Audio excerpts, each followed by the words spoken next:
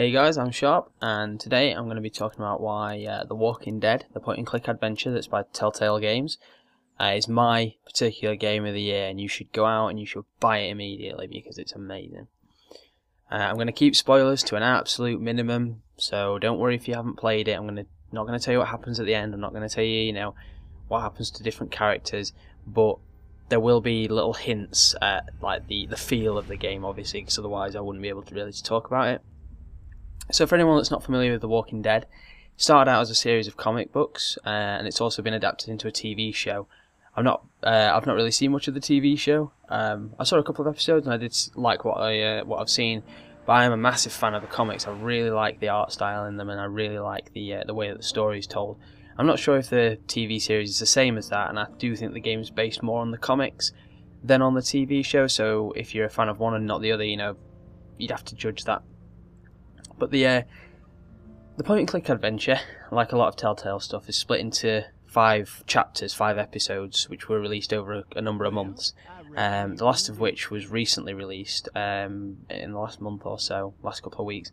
And it forms like an episodic game, which is a really cool way to deliver content like this, because it stops you just rattling straight through it and forgetting about it and putting it on the shelf. It makes people who are playing it at the same time as each other talk about it in the same way as you would talk about a TV show. Oh, what do you think is going to happen next? And what do you think of this guy and this character? And what do you think is going to happen to him? And it means that, there's points where you have to stop and everyone has to think about what's going to happen next. And there's that suspense. And that's a really good way of delivering a story like this, because it is suspenseful, it is atmospheric.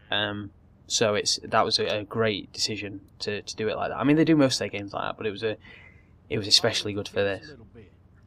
The reason it's my game of the year, though, is that it's got to be the finest example of interactive storytelling that I think I've ever seen. I mean, if you think of games like Heavy Rain, that I don't know, not many people were that into Heavy Rain, but it's it's more of an interactive story than a game. And that is the case with this. There are puzzles, but it is more of an interactive story. And I've seen the word masterpiece being thrown around to describe this game and the story, and I really can't think of a better way to describe it.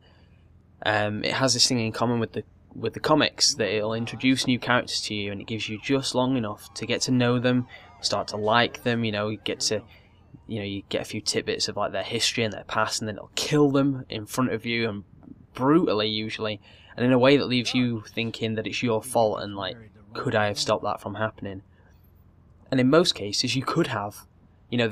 There's often choices over which character you go to first to save, or which one what you do impacts what happens to the different characters. There's a ton of different ways to play through this game. And the choices actually feel like choices, rather than just which way do you want to go now? Like, which direction do you want to take? But they're both the same, but do you want to go left or right?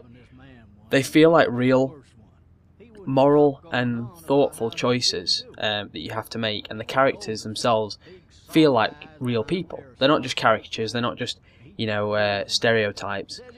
Like in most games, there'll be the big strong guy who's a bit dumb, and then there'll be like the thoughtful little geek and stuff. It's not like that. They are real, diverse people with depth of character, and that really contributes to the whole story, because you have to choose between these people sometimes.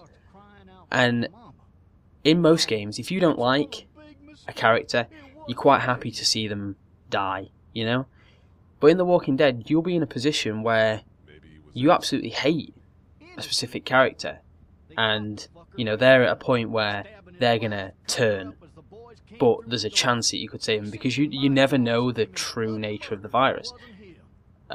So do you kill them, or do you try and save them? And that you've probably, the right thing to do is to kill them for everyone else, but you've got their loved ones in front of you screaming at you to leave them, and you are left with a real choice, and you do hesitate, and you do have to think hard about your actions. And because of this, unlike the actual, the usual zombie smash fests in games, even great games like Left 4 Dead or DayZ, which DayZ's extremely slow paced, it's known for that.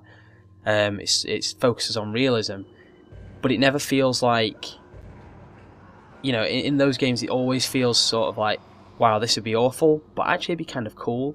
You know, you kind of think, oh, it'd be kind of cool to be sneaking around in the forests with a gun. This game gives you the emotional side of what you would be going through and the human experience. And you realise this wouldn't be fun at all. This would be terrifying. You know, if you were lucky enough to not be just on your own and terrified, you'd be with your loved ones, and there's a good chance that you'd see them ripped apart, you know? So it does a really good job of showing you that, and showing you that there is a different way to look at the zombie genre, and a much more deep way of looking at it, a much more human way of looking at it, rather than just the kind of Hollywood smash and special effects fest. It does a great job as well of showing you that although these different people that you're with are different and they have different limits, every one of them has their breaking point, and you know, over the course of the game you see those points, and yeah, it's a fantastic story. Fortunately, in this game, the mechanics of the game, refreshingly, take a back seat because there's nothing wrong with them at all. They are solid, they are intuitive, and so the storytelling experience is rarely broken by, you know, not being able to do something with the controls. It's a solid point-and-click adventure. You know, Telltale have merged that really well with this excellent story. There's good puzzles, and they're logical, rather than being obscure and weird, you know, where you just combine every item in your inventory with every other item trying to find this weird combination. They are logical, and the art style looks like it's come straight out of the comic books. It's really, really beautiful game. The whoever's, you know, drawn it, I don't know if they had input from the guys who did the comics, but it looks like they did because it's absolutely spot on. The game also has a timer for when you're doing dialogue choices. For most of the choices, unless it's just a casual conversation, most of the story conversation has dialogue, has a timer on the dialogue. And if you don't react within the time, which differs depending on the situation, if it's something coming towards you and you have to shout for someone to get out of the way, it's very, very quick that you have to react. If you don't react in time, the game has you stand like silently and let things play out in front of you. And that keeps the dialogue moving at a realistic pace and adds another layer of realism that, you know, if you don't speak up, your voice doesn't get counted. So for those reasons, I mean, it's the story which is just amazing, right? You know, you will not experience something like this year. I know we're a couple of weeks shy of the end of the year, but I'm ready to call it right now. This thing ain't getting beaten. So go and get The Walking Dead and play it. Get it off Steam. You know, Christmas sales are coming up. I got it for £10 in the autumn sale. Probably going to be the same in the Christmas sale, or the retail version's coming out soon. So you can get this on your Christmas list. Or even, you know, if you're a console player, it's available on the consoles as well. So there is no excuse for not playing this amazing story. Get out there and play it now.